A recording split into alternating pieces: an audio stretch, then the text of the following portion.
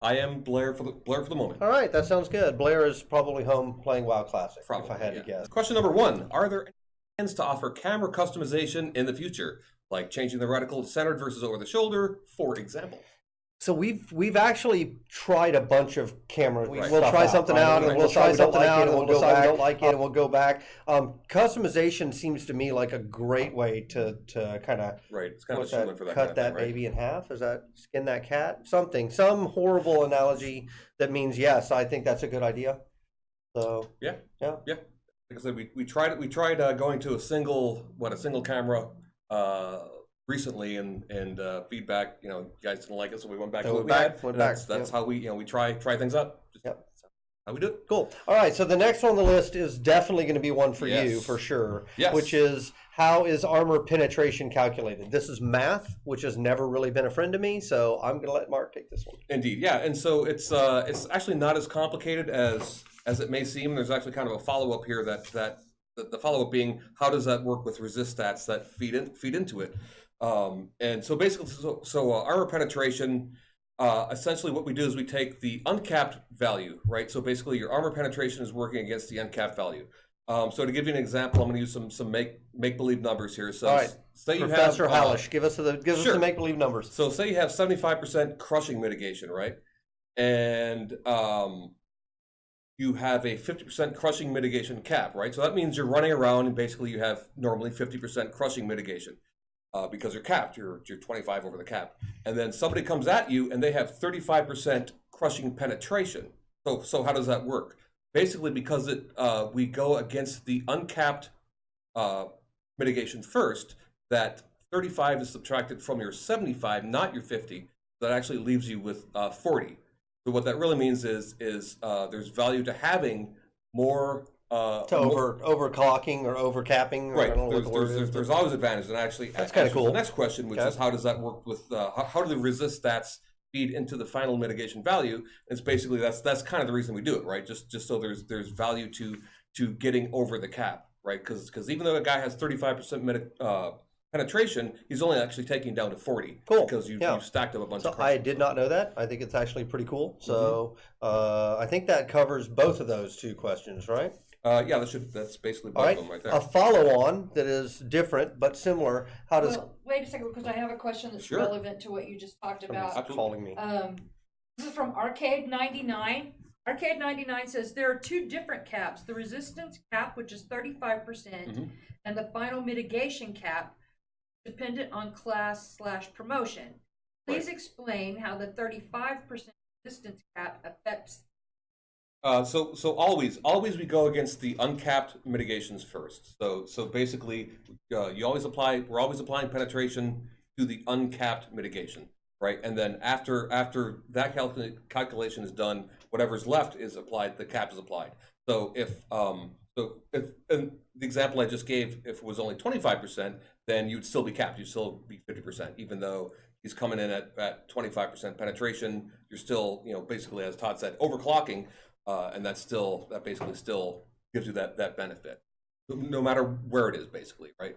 Okay, so the question was about final mitigation. Is that another layer then past that, or is that part of that same? It's part of it. It all feeds into the same stats at the end. Okay. At the end of the day, so cool. All right, did we get it, Val? Yes, I believe so. All right. Okay, so the next one is similar, which is critical strike versus anti-critical strike. Yeah. How does that work? So that's actually much simpler, right? So critical strike literally just goes against, or anti-critical strike and critical strike literally go against one another, and basically one is subtracted from the other. So what that basically means, though, too, is that there's really no such thing as a guaranteed critical hit, because if the person has any anti-critical strike at all, and we were pretty liberal to give you at least a little bit in most of the trees, and particularly the skill trees, if you made any real progress in any one of them, you're going to have a little bit of it. So basically that means there's no such thing as a guaranteed critical strike, but I mean, 98 is still pretty darn close, right? So basically it's pretty much one versus the other. So if you have 30% critical chance and somebody has 20% anti-critical strike, then your chance is 10. Okay. Right. So I mean that's very straightforward. Blazin said, is it possible to apply this overcapping armor versus armor penetration to crit strike versus anti-crit strike? with a 50% strike cap, with a 50% crit strike cap, people able to get around 40% anti-crit. It really hurts classes who rely upon crit strike. If we could overlap crit strike, then that would help against high anti-crit strike targets. Sure. And like I said, like for things of that nature, like anything's really possible. One thing to keep in mind too is or that I can, basically. So I basically on through and recently did a balance pass on some of those, because there are some in the talents, there's some outliers as far as defenses go. So some of those were coming a little higher than I like. So those have come down a little bit, but that suggestion isn't bad. I don't expect at the end of the day that's going to be, hopefully it's not going to be as possible as we let mitigation, because we are pretty, we let you get a fair amount of mitigation. But as far as anti-critical strike versus critical strike, those are a little more toned down. Yeah. So I do that. So I will say that it's a good idea. We should talk about it. So one thing I like about it is I like safety valves, and I like the consistency. Right. The fact that these are two different things that are actually fairly similar, and they work two different ways. I mean, in an ideal world, I would have both of them be very simple, because that's easier for players. But in this situation, I think that the complexity is actually warranted. Like, it makes sense to me that we allow overclocking, because if we didn't, then you'd literally be in a situation where you're like, well, I don't really have a choice to make here anymore. I just don't clearly want any more of that. And this actually gives you a reason. So so this is a good one to talk about. I think that idea has some merit. And when Blair is back, if he ever comes back, then we can certainly get in a room and talk about it. So, all right, so I will move on to the next one. So this is basically a question about respec. So there's two types, right, of potential respec in our system, and I'm going to talk about both of them, even though the question was really only about the talent tree respec.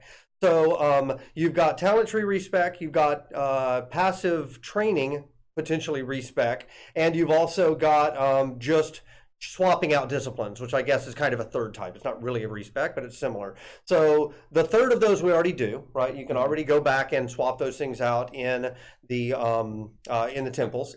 The passive training one, I don't know that we actually need, because it's kind of all additive, right? The assumption is you're kind of marching down these trees all the time. We do need to at some point get some kind of a catch-up mechanic, but I don't know that we actually need that catch-up mechanic to peel points off. Maybe, maybe not. So we'll look at that in the future. So the last one, which is actually the specific question that was asked here, is about having an allowance for respec of talent points. So the short answer is yes, I do have a plan for that. The long answer is I'm not really ready to talk about it quite yet, but it will be something we'll be talking about here in the next couple months. So I guess that's kind of the best I can give you now. Is I've got a plan for it. I do recognize that that's something we should do. The intent is not to always force people to go through the same kind of level up. The level up is really there more to teach people the game. So so I'm generally a fan of respec. You can probably tell that by the fact that we put discipline in already. I'll give you one other piece of information though, is that we will, if and when it comes online, it would likely also be back at the temple only through some kiosk or something, because I don't want people doing it on the fly out of the field, right? I don't want you seeing who's on the horizon and suddenly respecing your entire promotion class based on who you're going to be fighting. Right. So flip from healer to DPS. Yeah, I don't want it to be quite that fast, because if we do that, people will bot it and literally hit a button and rebuild their whole character. So so there you go. There's a partial answer. Next one. What do we got? What's question 7? Is it your intention that veteran players have access to God's Reach to level up vessels in safety? Yeah, I mean, the God's Reach really is to allow people to get their character up to that minimum viable point. The other thing that it allowed us to do is I was able to take all that content and move it out of the campaign worlds. So the campaign worlds were really bloated with I would say 80 or 90% of the content in the campaign worlds were made as part of the level system, and therefore players who were coming in at max, which is most of the players who want to participate in the campaign, found that all to be wasted space and wasted content. So we had all these monsters and all these harvestables and all this area in the game that you were running around that was being used basically by nobody. So that's why we pulled it out there. So I mean, the leveling treadmill is so damn fast in God's Reach, and we're going to make it even faster when we add respec and stuff like that. I just don't think it's that big of a deal. deal. I want the campaign to be about the campaign. I want it to actually be about the strategy game. That to me is way more important. So, yep, there you go. That's my answer. All right. Let's see. Next question. So, any questions on that one, Val? Okay, cool. All right, moving on then. Once we capture a fort or keep, what will we do there? Are there capture objectives going to be hubs for player activity, or is that the temple role? So yeah, so the temple is really a fallback location. So the forts and keeps are supposed to be your in the campaign hub that you range out of. You basically come back, and right now one of the big pieces that we're trying to work on now for the next milestone is reinforcing that strategy game, right? We've got a list of all the different services that we want to offer, and we need to tie those into the strategy game. So we're going to make that a major focus between now and, over the next couple months. Okay, Galvia said, we need some lower ranked resources, R7 to R8, campaign worlds too then, because on a passive wipe, our 10 resources will be a pain to harvest. That's a good point. That's a valid point. Yeah. So that may be something that we'll want to do right after passive wipe, but as the game marches forward in time, we'll generate worlds that then kind of bring that level up. I mean, that's kind of core of the game, too, yeah, right? It's core of the game.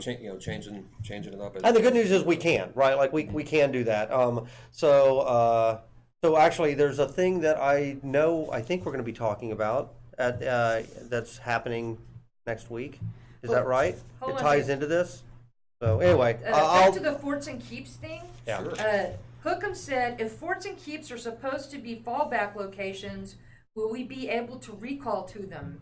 No, forts and keeps are not the fallback locations. Those are your staging bases. Those are the things you're supposed to go and actually capture, and you can respawn there. The temple is the fallback location. The temple is, I need some basic place for people to land if they have lost their last fort or keep. That's kind of your last. It's the entry place when you first come in, and it's the place you fall back to. So that's it. If I said the forts and keeps were fallback, that was not correct. That's not what I meant to say. It's kind of like the reward. And right? then That's Kim Dredd says, is farming still going to be a thing? If so, how will that work? Will they be in EKs or points of interest we have to control during the campaign? Yeah, so that's part of the whole strategy game thing that we're talking about right now. So all of that is on the table and being discussed. I'm going to say maybe. There have been a few of these things that we've put in that sounded really cool in the very beginning, but as we played them, they didn't seem to be as cool as we thought. For example, hey, let's have lots of ways to get food in spring and summer, and then let's dry up those ways to get food in fall and winter. That sounds really thematic and cool. In actuality, playing the game, it's not as cool as you would think. It's cool until you start to starve. It's cool until you start to starve, and then you find it really, really aggravating. So I'm going to say maybe. I'm not necessarily opposed to the idea, but unless I hit a point where I'm like, I can definitely see how that's going to actually be fun, not just it's theoretically makes sense, but I actually see what the fun activity is around it, I'm going to leave it on the maybe list. So it's not out, but it's not absolutely in. Continue. Cool. So we had hit a point about the rarity of resources, and I want to come back to that. So just y'all remind me, because we have some stuff we're going to talk about what's coming in the near future, and it does touch on the rarity of resources. I want to make sure that I make that point. All right, but in the meantime, let's go on with the questions and get through it. Was that it? Yeah. Okay. And so this page right here that says before we start, we should probably do that. have done that first. Cover that, but that's all right. People, I mean, what? You're just going to let us? Come on. We've already gone through your questions, but I will now go through the things we're supposed to say at the beginning. So first of all, we had a great response on the Fortunes of War update, which was 5.100. It continues to see a great response, so I want to thank everybody who's gotten in and tried that out. The next update is in progress. I've kind of alluded to it. We haven't quite got to the point where we want to announce that yet, but we do have a few things that are coming very, very soon that I think we are going to talk about. The Trial of Gaia went live yesterday. That one runs through the 3rd, yes, we believe. Okay, and that one has let's see, so we've also got another test reward that's coming out. There's a tankard for playing on test between now and September 9th, and it is called the Tankard of Dawn. You've got something else up, don't you? Okay. You're not following the thing. Okay, so I'm going to, that's not even on this page. I'm going to jump to it since apparently what you guys are seeing there. So we are going to be running an event this weekend, which I named, and Debbie Sue didn't love the name, but she eventually went with it anyway, called the Decapathon. Which so is an amazing name. It's an awesome name. So here's the way the Decapathon works, right, is we've changed the timing a little bit of decapitation so you can actually do it now, right? So now when somebody falls, while it's not risk-free, you actually have a chance to pull out Spirit Axe, whack off their head. So you can pick up that head, you can take it back to the temple and throw it into the sacrifice brazier and sacrifice that head to the gods. At the end of the weekend, when are we going to actually run the test? When's it going to start and when's it going to end? It's Friday. Okay, starting on Friday. And it ends on Tuesday. Okay, so ending on Tuesday, and all of this, I'm not onto the details. I'll let you guys go to the website and check it out, and you can.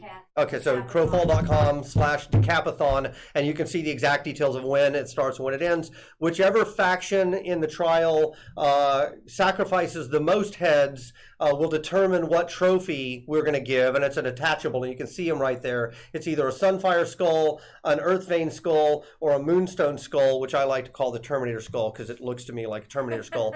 But that'll determine the reward, and actually everybody will get the reward, correct? It's just which one we give is going to depend on the number of Right, if of you're heads. on the leaderboard, which means you kill someone or you get killed. Yeah, I mean, basically, Yeah. if you participate at all, if you craft a single thing, if you get killed, if you kill something, like, log in and play a little bit and you'll get onto the leaderboard, and then you'll get one of these skulls. Which skull you get depends on who chops off the most heads in the Decapathon. Any content coming out, this is from Auden423. Any content coming out in the near future for small groups of 1 to 3 players to do? Seems like a lack of things to do for these players. Off the top of my head, I can't think of any that are coming imminently, right? Like any new changes that are specifically geared towards those smaller groups. In the longer frame, when I'm thinking through the strategy game elements that we're bringing online, there absolutely are some additional activities that we have planned for smaller groups, for group on group. And most of those, some of them will be very, very popular because they're things you guys have been waiting on for a while, because they tie into how do I get resources and things like that. Some of them are things that we've been talking about and even did concept art way back in the Kickstarter days and we're just getting to now. But those are all really next milestone. Those aren't for this milestone. For this next update. Are we talking about the update next week or we're not? No? Okay. Keep an eye early next week because we have something else that's going to be dropping next week that's pretty cool. What else we got, Val? This is from Galvia. The change to 3M melee range and the last major update feels really awful right now. There are a lot of problems with melee characters being kited way too easily, animations not lining up, and frustrating near misses. The range was definitely too far in the past, but are there plans for a tweak to the range in the future? I don't know. What do you think, Mark? Yeah, this is really more your area. Right. Yeah. I mean, that's something we're going to continue to adjust. And in fact, there's already things as far as like making combat feel better. That's something we've been addressing internally. So that will only continue to improve, and be much better in the future. So yeah, I mean, we're continuing to work on that. What's your feeling on? So do you agree that it was too far out at 5 meters? Yeah, I mean, it certainly was, and that was for a good reason because the tech that basically served the technology we had at the time. Yeah. Right. We're able to be much tighter now. We might be. Do you think we overcompensated? Yeah, maybe? we probably did a little bit. If only there was a number in between 3 and 5 there that we could try. Possibly is. But yeah, I'm open to trying it. Ultimately, I kind of trust you guys to deal with that level of detail. That's something that actually there's a particular challenging part I think of design is that how do you make everything feel right? Because it's a combination not just of the controls, it's also the UI, it's also the animations because those have to feel right. It's network latency, like it touches a whole bunch of different things combined. Like, so many things go into combat, making combat feel correct, right? And basically all the things you just mentioned, right? And a bunch more. And a bunch more, sure. right? Exactly. Yeah. They all work together, and that's basically something we're going to continue to polish and tighten up more and more, as we march on. So, cool. All right. Okay, so Pedrazom wants to know, what about campaign balancing? Right now, the majority of people are in the balanced faction. It's kind of discouraging to play others. I would suggest that rewards be based on the ratio that the faction population is, considering the campaign population. In the same sense, one buff would be applied to make that kind of thing possible. Let's say Order has 10% of the campaign population. It would have a 90% buff to all stats, considering the active average of last hours or something. So, okay, so there's a lot packed in there. Let me try and unpack it a little bit. So, I've been very hesitant to do anything that simply tilts the balance of the game based on something like that. So, I agree that there's some challenges. This is definitely a problem area. I also agree that there's some Uncle Bob issues related to it. Like we have some point scoring issues and things like that we need to address, and we're trying to address those some in the strategy layer.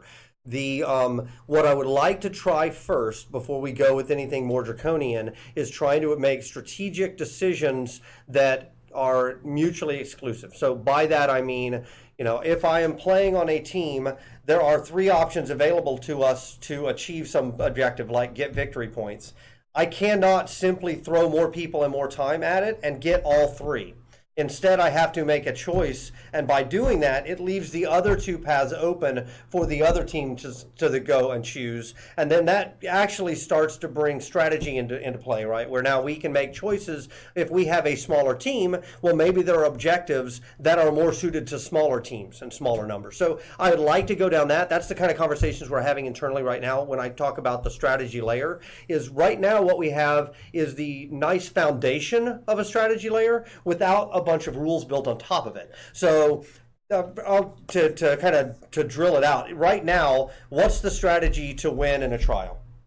Just Do everything. Do everything. Like Do it all. do it all. Capture all the locations and defend all the locations, and that's pretty much it. Like there's no alternate in a game like Catan or even like Ticket to Ride or something like that. You can have other strategies and be like, well, I'm not going to be able to win on army, but I could potentially win by having the longest roads because I get bonus points for that. That's what our strategy game is missing right now. It's actually missing the alternative strategies that really make it a viable game. So I would like to concentrate on trying to firm that up first. If that doesn't work, then we can look at potentially some kind of underdog mechanics. Even then, I would like to keep it. I wouldn't like to make it so. I just don't like generally handicaps. Like I don't like thumb on the scale. Thumb on the scale handicaps. I'd rather do something like, all right, well, here's an objective that's for a smaller group that if they do this for this god, they get a benefit that's going to help offset that. Things like that. So I guess the summary is definitely agree that there's a problem. Not sold that that's the right solution, but I will definitely spend a pretty significant chunk of my days in the next couple months trying to solve these problems. So, how's that? That's good. Reasonable? Galbia wants to know if we have any updates on guild storage. It's the #1 quality of life problem for guilds these days. The new banking systems are awesome. Can't wait for them to be finished. Yeah, so I need to go and follow up on the new banking systems in particular because that's an easier change, right? We set the item limit numbers to a certain threshold that was clearly higher than it was before, but not so high that my engineering team was freaked out that we were going to break the bank, so to speak. Break the bank. It was nice, right? They weren't freaked out. Susie's giving me the worst look now. Freaked out that we were going to break the bank. So what I'll do now is I'll actually follow up to this by going back and asking, hey, how are we looking on that? Is there some more overhead that we can raise that? Because that's a fairly easy answer. The harder answer is that we tried to add the guild bank chest into the buildings and place them in the EKs. And at first it looked like it worked, but then it turned out if the server reboots, all of those items were lost. So I decided that that was actually not in a state that I wanted to put it out to everyone. There's more work that has to be done there, and that work just hasn't bubbled to the top. I totally get it. It is quality of life. It's just that from my standpoint, I have to judge quality of life with things like getting the dregs done. And so ultimately something has to give. If we have somebody that can look at it, I'll have somebody take a look at it. If not, I'll definitely try and see if we can get those bank limits adjusted again because I think that's helpful. It's a stopgap at least. That's it? Yeah. Is that all the chatting this time? Hold on. Hookem has another question. let's see. The benefit of the respawn crafting, nope, whoops, sorry. The benefit of the respawn outpost is cool. Any plans to add other perks for controlling? Absolutely, yeah. So in fact, in an ideal world, I would like every one of the outposts to have some service. I think that's really cool. I agree with you. I think that one turned out really cool. I think we need to give the other ones purpose too. And it could be anything from this one acts as a crafting station of a type, or this one acts as a refinery, or this one acts as a banking kiosk. Like simple things like that, I think could actually have a huge impact on making those things have more of a purpose than just, hey, I take it because I want the points. We're also, one thing that we have historically not been able to do with our strategy game is, and this is a little technical, but I'll dig into it anyway, is parcels, strongholds don't have any knowledge of other things around them. So, I could do something inside one like, hey, this is a respawner, and it's a respawn statue, so don't allow it to work for anybody unless they're part of the winning faction. No problem. But we couldn't do something like, here's a stronghold, and in order to open it up during the siege window, it has 3 connected outposts or towers. You have to take those first, and then that turns on the window, because they had no knowledge of each other. That's something that we're trying to look at fixing as well, because that opens up a whole world of additional possibilities that we simply didn't have the ability to do in the strategy game before now. So this is exactly the kind of stuff that I am up to my neck in right now, is trying to work through and figure out. Yeah. So it's exciting, actually. It's really cool. It'll be really cool to see all of that strategy layer stuff starting to come online. So, what about passive training? I feel like crafting needs too much time investment before being able to actually deliver good outcomes. Yeah, so the blacksmith tree now takes 50 days to max. This is another area that we've talked about is the game at launch and the game 3 or 6 months after launch will feel very different. So we've even talked about, hey, the first campaigns that come out, let's just kind of put on the seasonal buffs some globals that offset that, so that people, when they first come in, they have kind of a help to be able to get them into those later staged assets, and then we'll walk those off over time after a launch to where we eventually want to be. So we are talking about that. I recognize that it's just kind of an oddity of the passive training system. It's the bootstrapping thing, right? It's the bootstrapping issue, right? But again, like I said, the game is sort of built to support that sort of thing. So we can have, we can totally do that. Right, yeah, change it up. We can kickstart things like that, or bootstrap things. And then also, that is something that I'm happy about with the magic loot that came in, is that at least gets people to where they're not fighting literally with like sticks. There's always a baseline, right? There's at least a baseline. But that said, I do want to try and make sure that the crafting is super important. So I think that's a pretty good potential viable approach to do it. Now, if we do some of the potential catch-up mechanics we talked about for passive skills would also allow me to kind of jump forward as well. If we do that, my tendency is to make it more based on gold or something that is already central to crafting and harvesting, as opposed to making it based on PvP objectives. So, but that's still up in the air. We're still debating it. So. Yeah, so along those lines, and you may feel like you've already answered this, because Cerelia wants to know, says, do players lack passive training for crafting and gathering? To be really productive, you need this.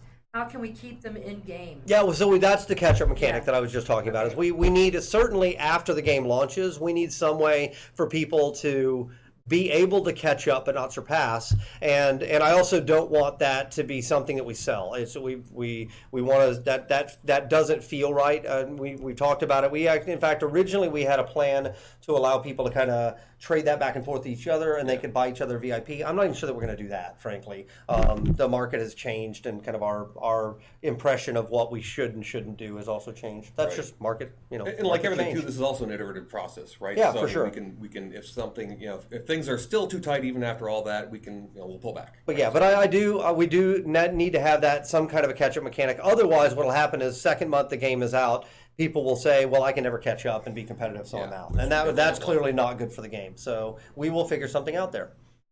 Balthan wants to know, are there plans to tighten ranged hit boxes? They are currently too forgiving. He can't kill people the way he wants to. Yeah, that is on the docket to look at again. Again, this goes down to, we've done a lot of, actually quite a lot of internal changes to just the way the combat engine works to allow us to do things like this. So that is actually on the docket to look at. Yep.